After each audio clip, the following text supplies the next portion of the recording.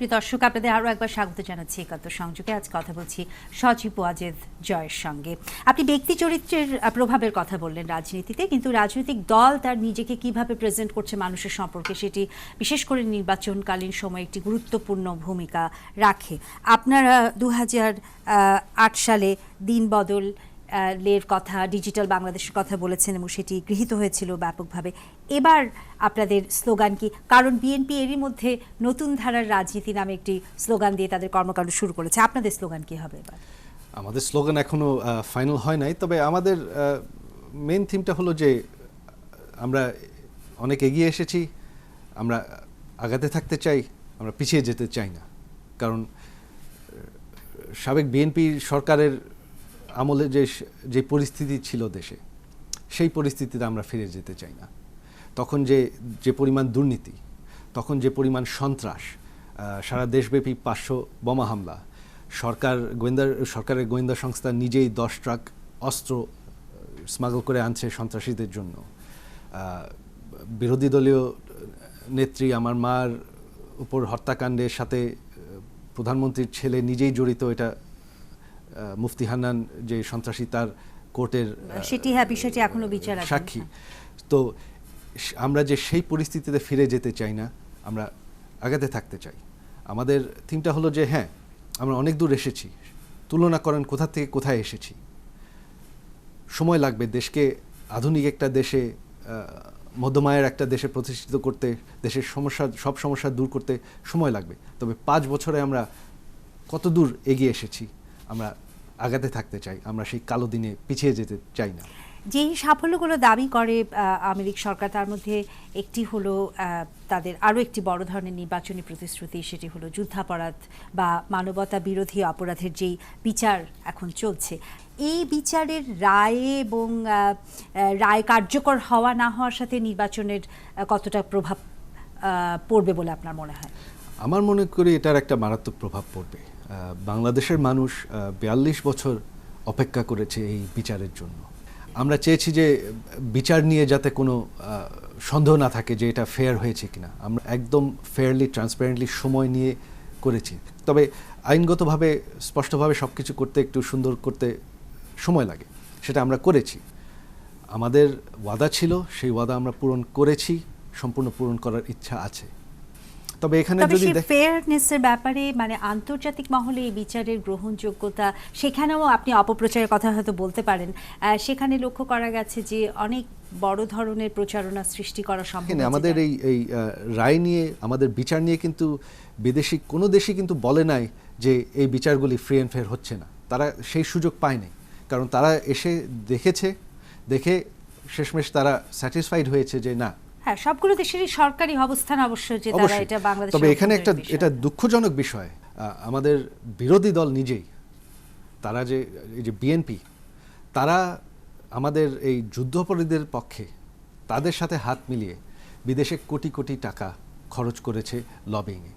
যারা আমাদের দেশের মানুষ হত্যা করেছে, নিজেদের ভাই বোনকে হত্যা করেছে, যারা আমাদের দেশের মহিলাদের রেপ করেছে, তাদের সাইড নিয়ে, তাদের সাথে দাঁড়িয়ে তারা প্রতিবাদ করছে। আমি তো একজন আওয়ামী লীগ না, আমি একজন বাঙালি, আমি একজন বাংলাদেশের নাগরিক হিসাবে এটা তো আমার কাছে আশ্চর্য লাগে। এটা তো একটা ন্যাশনালিস্ট বিষয়। তারা তো, যারা আমাদের দেশের বিরোধিতা করেছে, যারা এরকম ওয়ার ক্রাইমস করেছে আমাদের দেশের নাগরিকদের উপর, তাদের সাথে দাঁড়ালে কি দাঁড়ায়? তারা তো রাষ্ট্র বিরোধিতা করছে। তাদের মধ্যে তো বাংলাদেশের কোনো ভালোবাসা দেখছি না।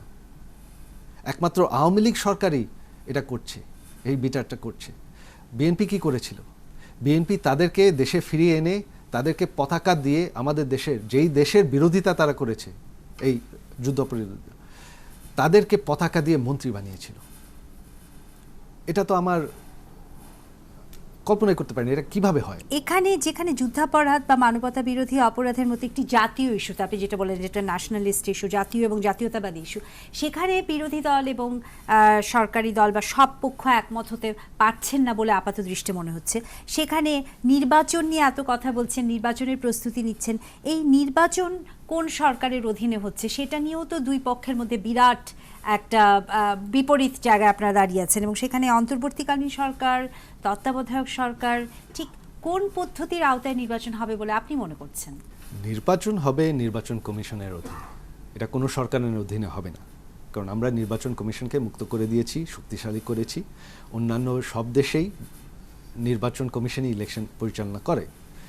বিষয়টি হলো যে সে সময় দেশ কোন সরকার চালাবে, কারণ দেশ চালানোর জন্য একটা সরকার প্রয়োজন হয়। আমাদের যেটা অভিজ্ঞতা, আমরা কিন্তু বিরোধী দলকে প্রস্তাব করেছিলাম, ঠিক আছে আপনাদের যদি পছন্দ না হয় আমরা একটা নতুন ধরনের একটি সরকার আপনাদের নিয়ে করি, নির্বাচিত জনপ্রতিনিধি। হ্যাঁ, কারণ অনির্বাচিত সরকার, ওই যে আপনার সুপ্রিম কোর্টের রায়ের পরে অনির্বাচিত সরকারকে ক্ষমতা দেওয়ার সুযোগ থাকে না। কারণ আমাদের দেশের সংবিধানের প্রিয়াম্বলই আছে যে Bangladesh is a democratic republic governed by elected representatives of the people. এখানে নন ইলেক্টেড গভর্নমেন্টের স্কোপ নাই, এটা আনকনস্টিটিউশনাল।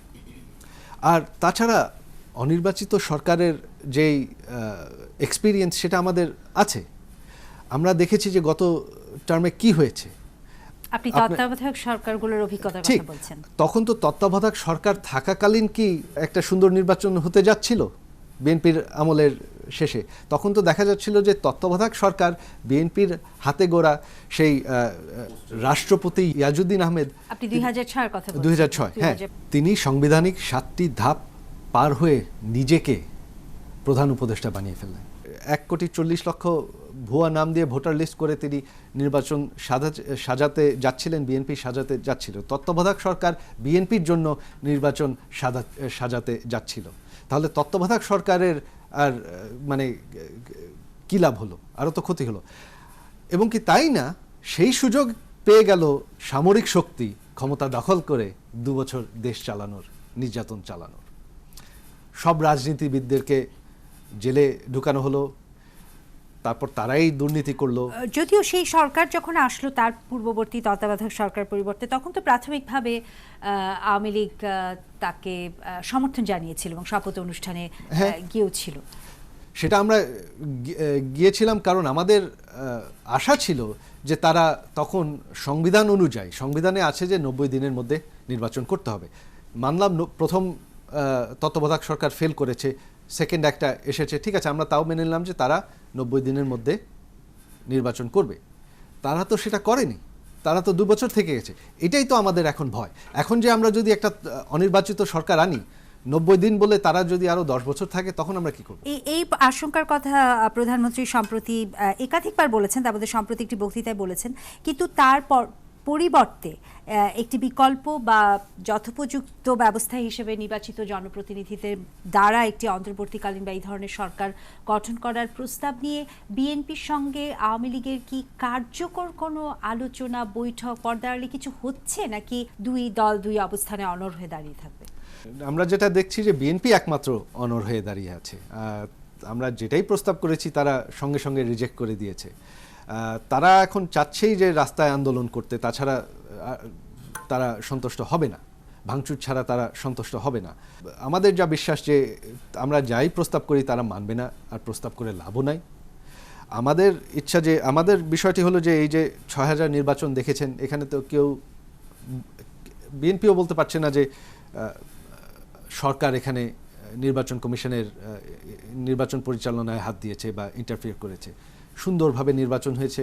আপনারা সবাই বলছে বারবার যে গত 5টি নির্বাচন আমরাই হেরেছি।